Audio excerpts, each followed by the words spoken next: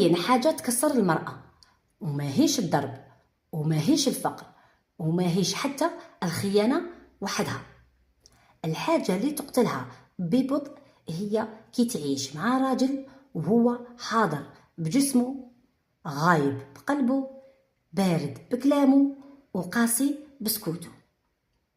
كاين نساء اليوم ما يبكوش، يتوجعوا في صمت، يضحكوا قدام الناس، ويبكوا كي يحطوا روسهم على المخده.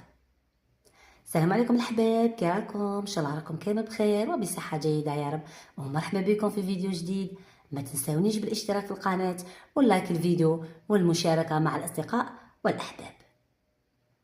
اليوم ما جيش باش نهضر باش نزيد نوجعكم، اليوم جيت نهضر باش نوعيكم، باش تفهمي علاش راه صاير لك هكا وكيفاه تخرجي من هاد الدوامه. يلا ندخل في الموضوع تاعنا. خلوني نكون صريحه معاكم، المراه ما تحتاج راجل كامل، تحتاج راجل يحس. الخطش علاه بزاف رجال يحسبوا الرجوله غير من يجيب المصروف للدار، يخلص الكرا، يوفر الماكله واللبسه، ومن بعد يسكت، ما يهدرش، ما يعبرش، وما يسمعش، وما يحسش باللي المرأة محتاجة كلمة، حضن، اهتمام. يعني يحسب روحه باللي دار اللي عليه، ويشوف باللي يقولك انا طالما راني نجيب للدار ما يلزمنيش نهضر ولا نهتم بالمشاعر.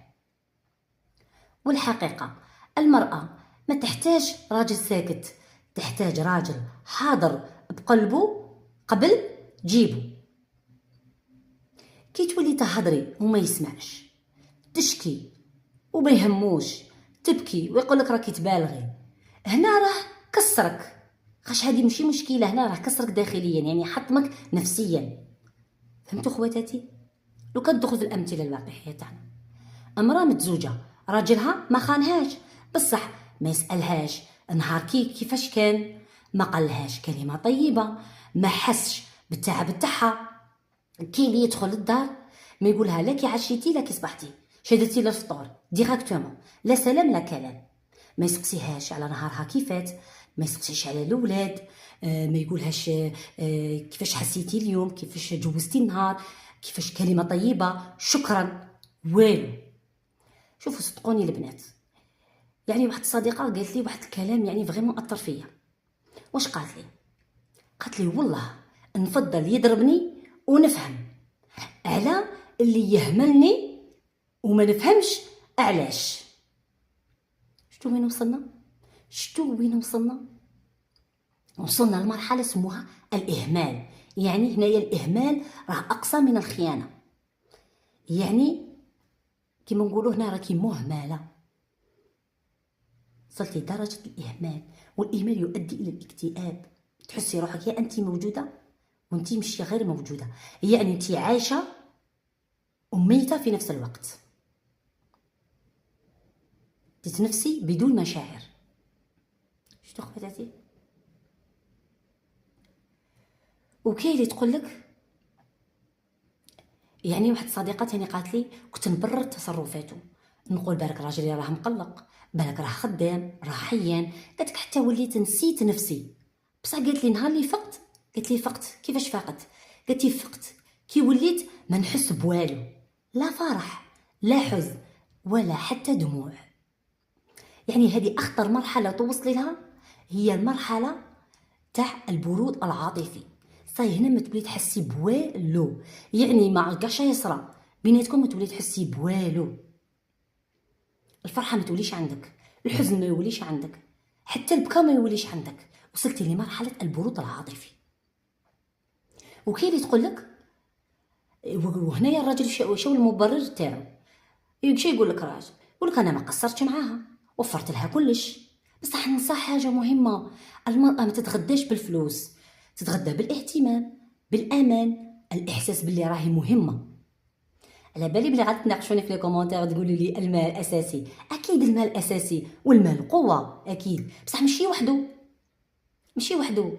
المال زائد الاهتمام زائد الامان زائد بلي انك راكي مهمه في حياته، هذا يقوي العلاقه، يرجعها يعني علاقه قويه من كل الجوانب. فهمتوني خواتاتي؟ وهنا سمعوني مليح، غادي يعني نقولها لكم بصراحه يعني بحقيقه مؤلمه. المراه ما تطيحش فجاه، تطيح شويه بشويه، وكي تولي ساكته بزاف، ما تطلبش، ما تعاتبش، ما تهدرش، ما تعبرش، عرفي باللي راكي خرجتي من حياته، بصح شولا راكي باقيه معاه في نفس الدار. يعني هذه اخطر مرحله توصلي لها. يعني هنا راكي تعودتي على الوجع، يعني وهذا الوجع وليتي تحسيه طبيعي. يعني يهدر ولا ما يهدرش، يعاتب ولا ما يحوش عليك، يعني عندك كيف كيف، يعني عندك الوجع طبيعي. وهنايا نبغيك شوفي بكي، عيطي، صرخي، يعني وخرجيها من قلبك، يعني ما تكتميهاش، بس واياكي تتوجعي، واياكم خواتاتي تتوجعوا، لانه الالم صعيب.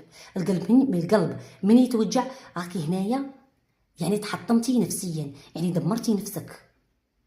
خشعله يؤدي الى الاكتئاب، والاكتئاب يؤدي الى المرض، يعني راح تمرضي نفسيا، مش حتقدري ما توقفي على رجليك، ولا حتى انك يعني تهتمي بولادك ولا تهتمي بدارك.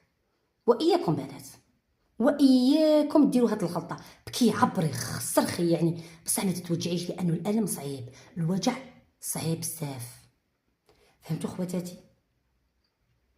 وليش وصلت معايا لهذه المرحله، ماذا بكم ديروا لي لايك الفيديو والاشتراك في القناه والمشاركه مع الاصدقاء والاحباب.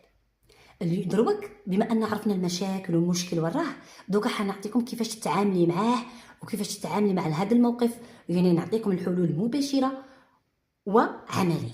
يلا ندخل في الحلول. اول حاجه ديريها هي حبسي تبري. مش كل وجع عنده مبرر، مش كل صمت معناه حكمه، خاطش علاه كاين الصمت يساوي الاهمال. صحيح خواتاتي؟ نروحوا للحل الثاني، ردي الاعتبار لنفسك، سقسي روحك، واش نحب، واش نحتاج، علاش دايما انا اللي نتحمل. خاطش علاه المراه اللي تنسى روحها، الناس تنساها، زوجها ينساها. ردوا بالكم من هذه النقطه. صحيح خواتاتي؟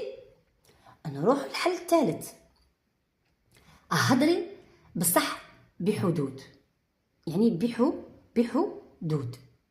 هضري مره، زوج، ماشي 1000 مرة، ماشي 1000 مرة. خاطش علاه خير الكلام ما قل ودل. هنايا يعطيك الهيبة. صحيح؟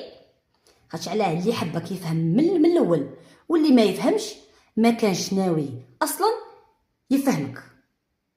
صحيح خواتاتي؟ رابع خطوة، الحل الرابع، ما تخافيش من التغيير. الخوف ما يحميكش، الصبر على الغلط ما يداويش.